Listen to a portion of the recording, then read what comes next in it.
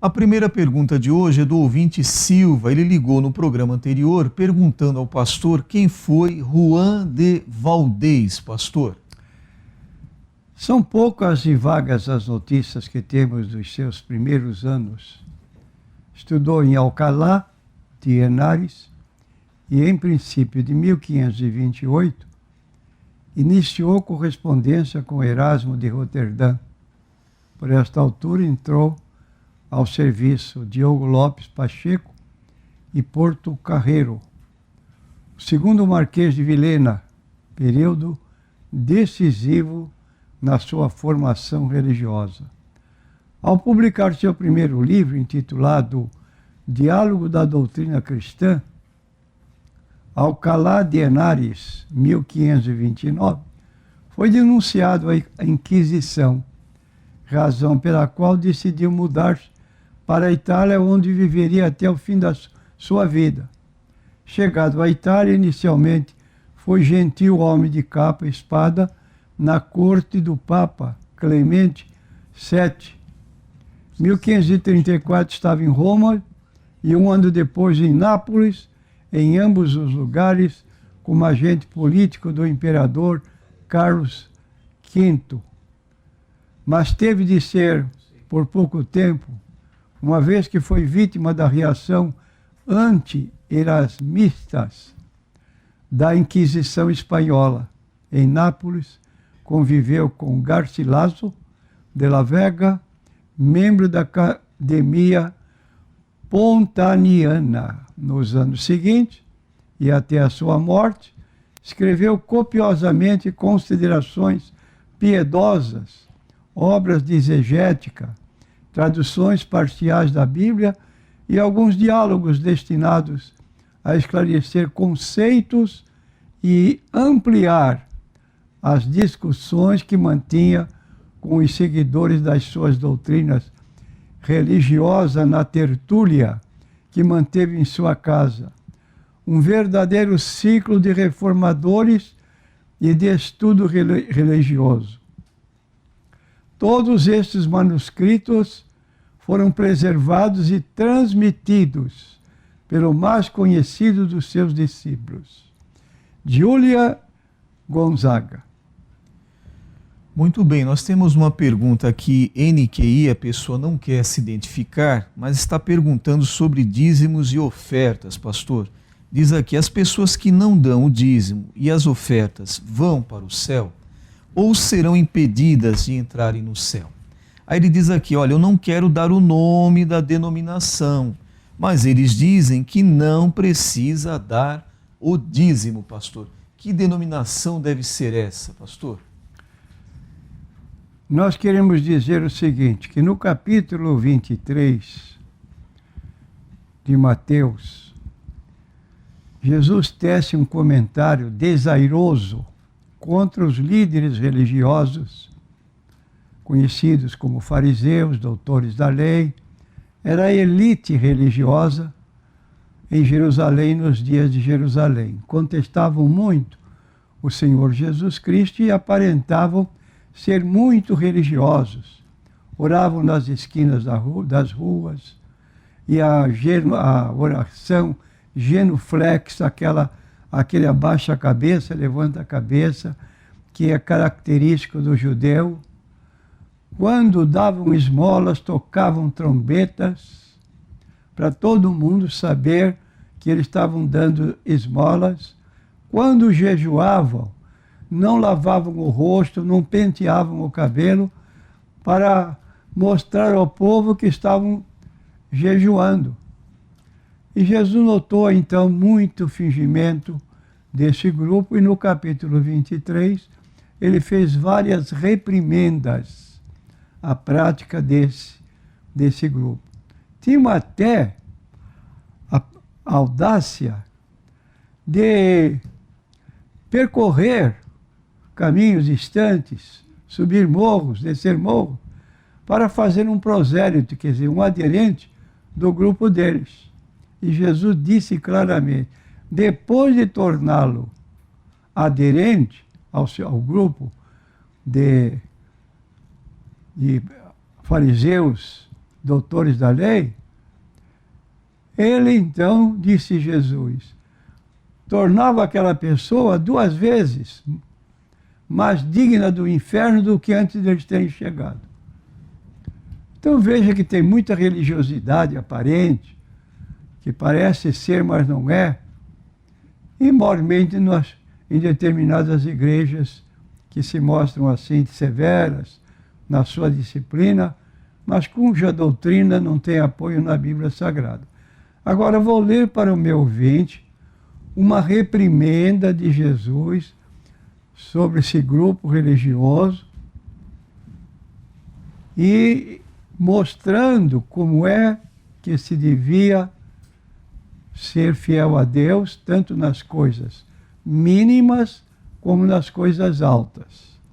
Diz assim: ai de vós, escribas e fariseus hipócritas, porque dizimais a hortelã, o endro e o cominho, e desprezais o mais importante da lei, o juízo, a misericórdia e a fé.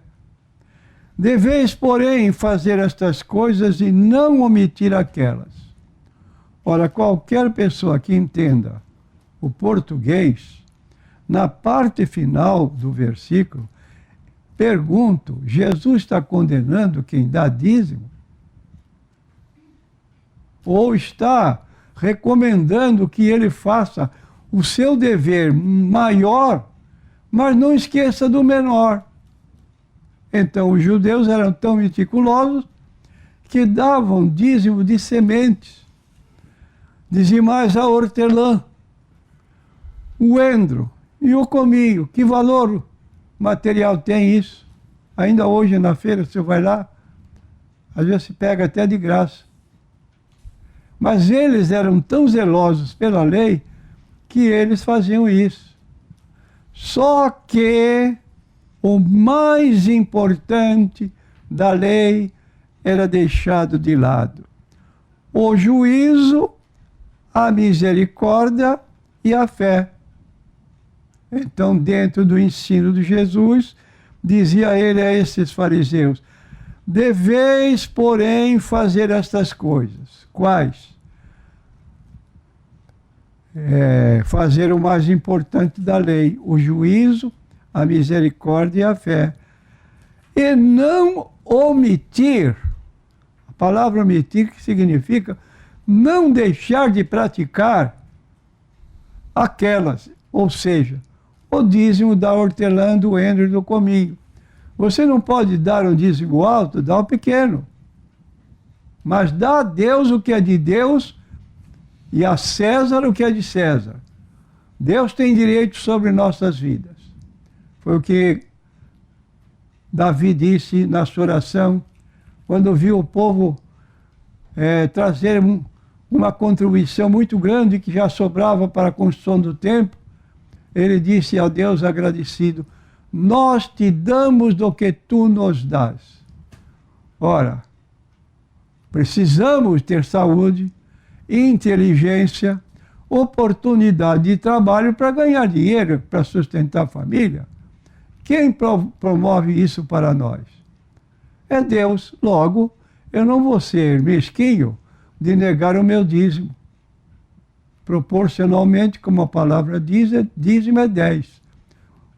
Uma parte de 10 é separada para o trabalho de Deus. Agora, há pessoas que roubam a Deus, roubam nos dízimos. E aí está o problema maior. E a Bíblia pergunta: roubará o homem a Deus? E a resposta é sim, vós me roubais. No que te roubamos? Nos dízimos, nas ofertas. Então aí está a nossa resposta. Eu gostaria de não citar a igreja, porque para não comprometer um problema com determinada igreja. Muito bem, a próxima pergunta é do ouvinte Tiago. Ele diz aqui que leu um livro de autoria de um pastor em que falava sobre o diácono Nicolau, segundo a tradição judaica. Então ele pergunta aqui ao pastor, o Tiago, os nicolaítas, citados em Apocalipse 2, verso 7, tem alguma relação com o diácono Nicolau, de Atos capítulo 6, verso 5? É verdade que esse diácono se desviou? Então o Tiago pede para o pastor falar um pouco sobre esses nicolaítas citados no livro de Apocalipse. Queremos dizer ao nosso consulente que nem na Bíblia, nem na história da igreja, encontramos menção de algum movimento como esse, com esse nome, Nicolaitas. Quando não encontramos nem uma menção na Bíblia a respeito de algo, e nem tampouco na história, significa isso que aquilo é algo simbólico. E nesse caso, o significado da palavra é a chave para entendermos o símbolo. E aí nós temos a palavra Nicolaíta. Essa palavra é composta de duas outras palavras no grego.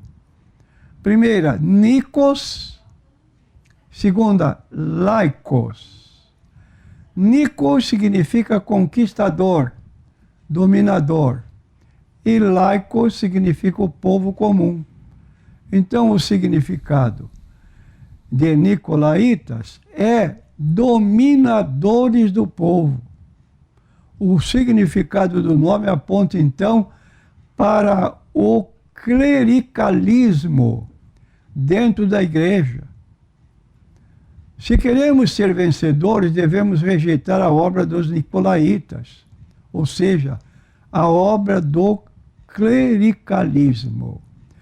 Talvez você não saiba o que significa essa palavra, clericalismo. Clericalismo são igrejas que têm um grupo de obreiros que eles praticamente são os donos da igreja. E o povo, em geral, é uma classe menor, sem direitos.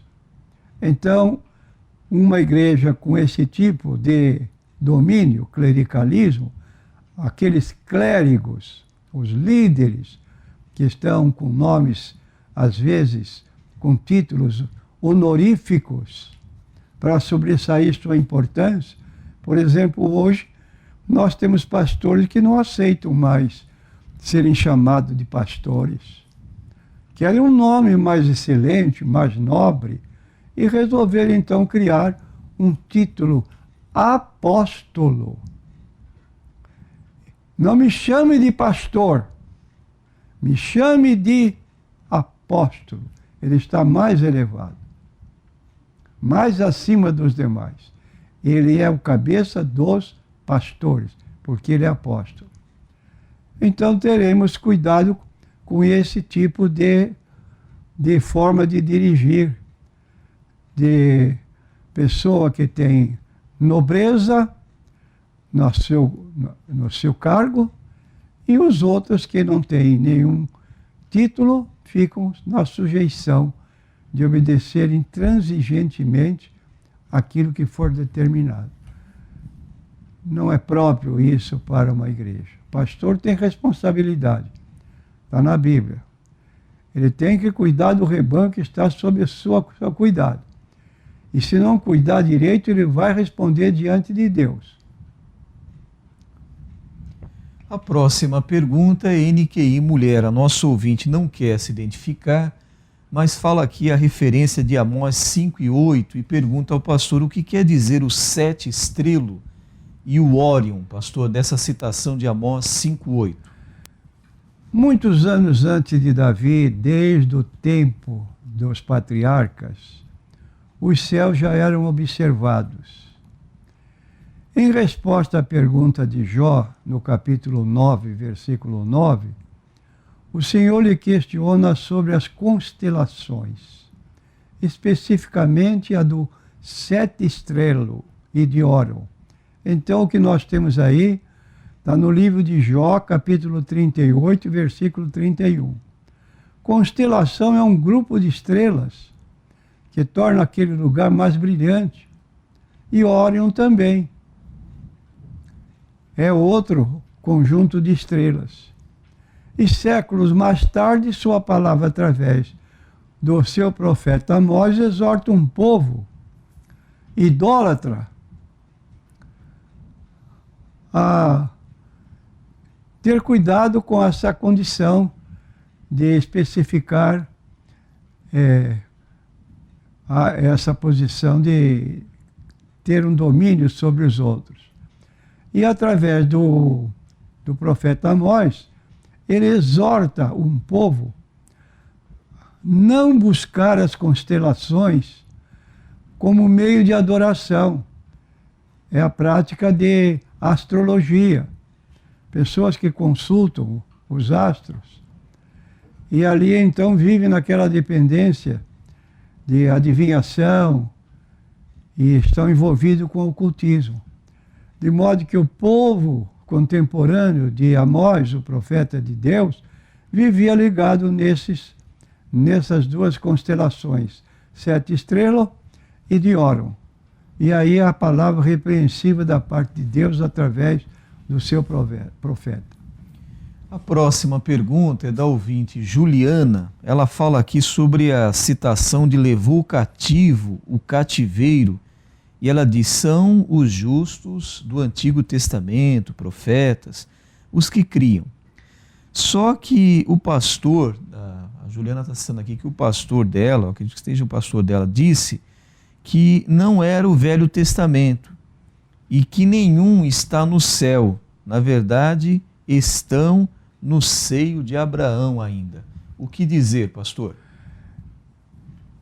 Essa passagem bíblica citada pela consulente se encontra na carta de Paulo aos Efésios, no capítulo 4, versículos 8 a 10. Diz o texto bíblico, por isso diz, referindo-se a Jesus, por isso Jesus diz, subindo ao alto, levou cativo o cativeiro e deu dons aos homens. Ora, isto ele subiu, que é, senão que também antes tinha descido às partes mais baixas da terra, aquele que desceu é também o mesmo que subiu acima de todos os céus para cumprir todas as coisas. Então, esse texto de Efésios, capítulo 4, versículos 8 a 10, está se referindo a essa condição do Antigo Testamento. As pessoas que morriam como servos de Deus, Abraão, Isaac, Jacó, os patriarcas, eles iam para esse lugar chamado Seol. Seol no hebraico corresponde a Hades no grego. De modo que Jesus usa a palavra Hades no grego, capítulo 16, versículos de Lucas 9 a 31, nós encontramos Jesus se referindo a isso. Mas indo ao caso em tela, então os homens do Antigo Testamento realmente não iam para os céus. Seus corpos eram sepultados, porém, seu espírito ou alma, são palavras sinônimas, eles ficavam conscientes nesse lugar, chamado Seol, que é um lugar dividido em duas partes incomunicáveis, uma parte seio de Abraão, que indicava para onde foi Lázaro descansando no Novo Testamento. Então ali estavam bem, conscientes do lugar onde estavam.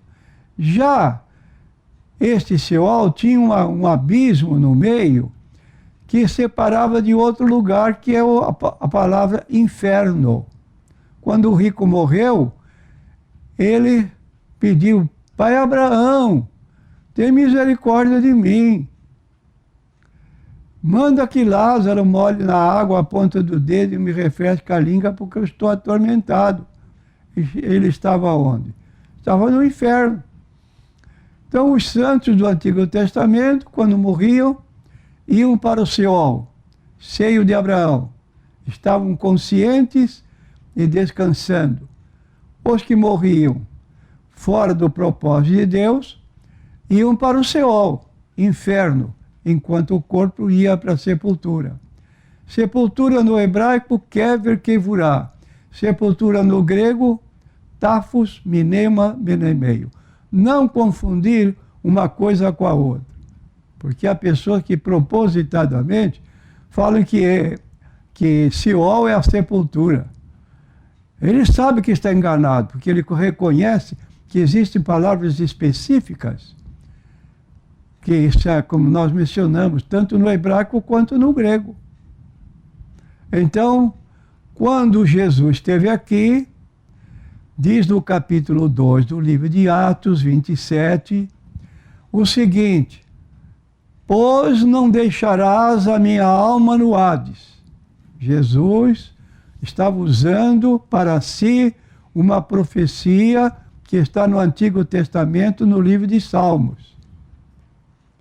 Não deixarás a minha alma no Seol, nem o teu santo verá corrupção, indicando que o corpo de Cristo, que ficou 3 dias na sepultura, não se decompôs, não se corrompeu, mas ficou no seu natural, enquanto sua alma não ficou presa no Seol, lugar dos salvos, como foi Lázaro.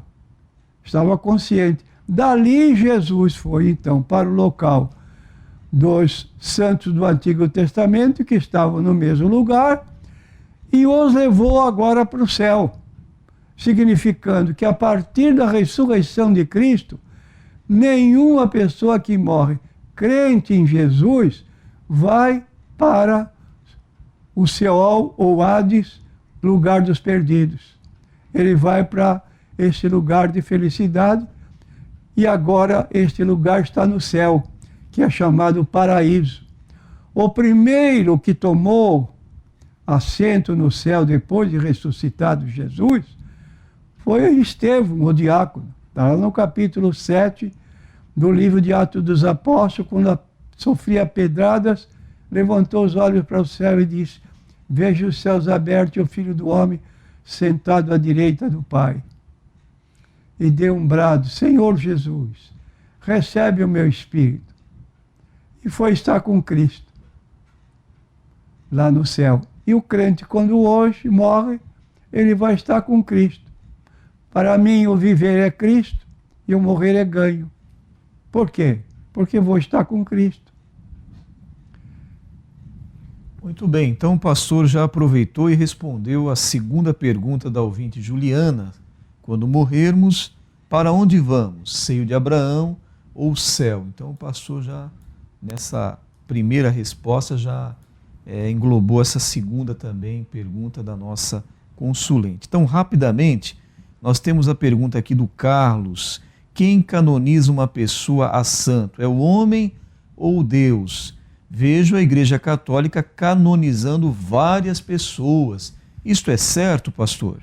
Não tem base bíblica. O que lemos na Bíblia sobre um santo está em 1 Pedro, capítulo 1, versículos 14 a 16. Uma exortação de Pedro. Como filhos obedientes, não vos conformando com as concupiscências, que significa cobiça, que antes havia em vossa ignorância. Mas como é santo aquele que vos chamou, sede vós também santos em toda a vossa maneira de viver, porquanto está escrito: sede santos porque eu sou santo. Então o que nós lemos aqui é a recomendação que enquanto estamos aqui na terra, nós devemos nos separar do que é errado. Sede santos. A palavra santo tem um sentido de separado.